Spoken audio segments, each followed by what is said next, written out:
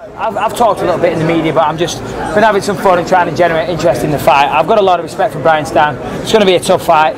He hits hard. I know he's ready. I know he's determined. He wants to beat me up and get a title shot, you know. So I've done everything I can. I've had a great training camp, and I'm very focused. And I believe in myself. I'm confident, physically better, and you know, I think I will prevail on the night. Now, everyone keeps talking about Brian Stan's power, but what do you have to say to those individuals who say that you don't have that much power to knock him out? Well, I've only been stopped once in my career, and that was against Dan Henderson. He got stopped against a guy called Steve Cantwell. Yeah, I don't know who that is either, but he got stopped against him. I got stopped against Dan Henderson.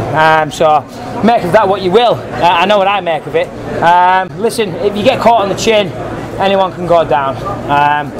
Brian Stan, that rule also applies to him. He can also go down. I've worked very hard with a new boxing coach, Jason Perillo, and my boxing's better than it's ever been. I think I'm too fast, I'm too technical, and he's going to feel that on the night. Now, do you think this... Pardon? How important is conditioning going to be in this fight? Conditioning with any fight is huge. You know, once you start getting tired, you start making mistakes, and once you start making mistakes, the fight starts going against you. You know, so conditioning is going to be a big factor.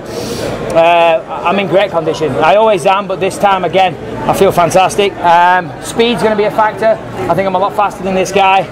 He, by all accounts, is a very, very strong guy. So he may have a strength advantage, but that's no problem. You know, I've got good technique. Technique can deal with strength. So I'm confident. Do you think the fans will be behind you in this fight? I'd like to think so. I mean, to be honest, that's not something I give too much attention to, but I'd like to think so. You know, I'm fighting in Canada. Last time I fought here, well, it was a long time ago, but they cheered for me then. But I hope so. I love it up here. I love Canada. I love the Canadian people. Always have a great time, and fingers crossed they'll cheer for me. Do you think this is going to be the win of wins that are going to convince the UFC higher powers to give you that well-deserved title shot? To be honest, if Anderson faces GSP, then I don't think anyone from the middleweight division is facing Anderson anytime soon. But if he doesn't, then yeah, I think this win over Brian Stan should do that for me. How important is the title shot, the title at this point in your career? Well, the title's everything, you know. I mean, don't get me wrong. If I was to fight for the title and lost, I'd keep on plugging away. You know, it's not like that's my only goal. You know, to fight for the title and then that's it. You know, I enjoy doing what I do, but I want to fight for the title. I've been around long enough, and it'd be a shame not to. You know, to be around this long and be this competitive and be this close for so long and never get the shot. That'd be heartbreaking. Michael, did you say you were picking Vitor in the main event? Yeah, I think so. Yeah, because he's an underdog, and when you're the underdog, it always gives you. Listen, Vitor's a dangerous opponent. In this fight, he's got nothing to lose, and that makes him dangerous. He's going to go out there and let his hands do the talking. And Vitor, you know, if he lands one punch, it can be good night for anybody. We saw what Machida did to him. I think Vitor probably packs a little more power than Vitor, especially at 205. So, listen, John Jones is incredible. You know, he's phenomenal.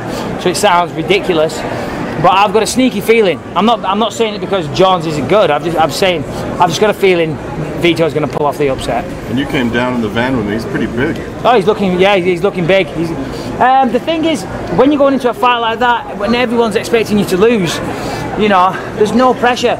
And until you've been in there and fought and been in that circumstance, it's hard to describe the advantage that gives you. You know, if you're the champion, you want to hold on to your belt, you want to hold on to your endorsements and all those things. You're worried about getting taken down. You're worried about this. If you're just going in there and you're like, screw it, I was going to say something else. You're just like, screw it, let's go. Just let it all hang out. And if you lose, so what? You were supposed to lose anyway. And if you win, you're the champ. What fight have you felt like that in? I don't know. There's always pressure, you know. So let me see. None, unfortunately. I've never been a 14-1 underdog, thank God. Michael, what do you think of the situation that could be happening with the belt right now? If Anderson's fighting a 205er, and then like you were saying, he could fight GSP after that. The belt's going to be on ice for a while. It makes sense from the UFC's perspective. You know, we had the main event and co-main event fallout of a card in Brazil. Anderson Silva's, you know, the biggest name in the sport. He's Brazilian. Couldn't make 185, but he'll fight at 205 against Stephan Bonner. The Brazilian fans get to see what they want. They get to see their hero fighting their home nation, and they get to see him win. Let's be honest. Now, rumor has it that after your fight, you're going to be DJing on Saturday night. You want to do a quick plug for your after party? Yeah, well, no, I've got an after party at Government, and I may be DJing. Who knows? We'll see. You know, I mean, we'll see how the fight goes. Fingers crossed. If I go out there and you know, wipe him out in the first round, don't get a mark on me, I may be DJing. That said, if I do that, I might party a little too hard and not be fit for it. But you know, I mean, we'll see. You need hands to DJ. We'll see how my hands are after the fight. Speaking of partying hard, Demetrius Johnson told a story about you and him going to a Coldplay concert. Yes. How did that go? It was very romantic. Yeah, me, Joseph Benavidez and Mighty Mouse, we went to the Coldplay concert at the Air Canada Centre. It was cool. You know, it was a great event, but it was good to go to the ACC and see what an amazing venue it is and what it looks like. You know, to a full house. You know, it was inspiring. You know, and I left there with certainly with a lot of motivation to train. You know, because I wasn't really listening to the music. I was just imagining being there fighting myself when Saturday night comes. Have you seen Joseph Benavidez around Toronto yet? And do you still? I saw him yesterday. He came and said hello, and I said hello back. It was only later that my teammate told me it was Joseph Benavidez. I thought it was a 12-year-old boy. I thought it was a boy fan. You know, I said, "Hey, what's up, buddy? How you doing?" Give him a little rub on the head, you know, and then walked up. Someone said, "That was Benavidez." I was like, "Oh crap!" Yeah. Talk about your respect for Brian Stein as a fighter and an individual. Yeah, listen, I've got massive respect as a fighter and an individual. You know, Brian's a good guy. You know, he's a nice guy. I saw him yesterday in the lobby of the hotel. We walked past. We had a little giggle, a laugh. I shook his hand. You know, he was talking to someone, one of my team, and I was like, I made a joke that, you know, they were being a traitor or whatever. We shared a laugh. He's a good guy. He's a good guy, and he's a hell of a fighter in the octagon. You know, I've said a few things, but they've been tongue in cheek. You know, I have, as I said, nothing but respect. I think it's going to be a tough fight. He hits hard, but I think I'm better all round. I've certainly got better wrestling and jiu-jitsu. He's a big, strong boy though, so just because you're a better wrestler, sometimes someone with an iron will and a lot of strength, it can be hard to take down.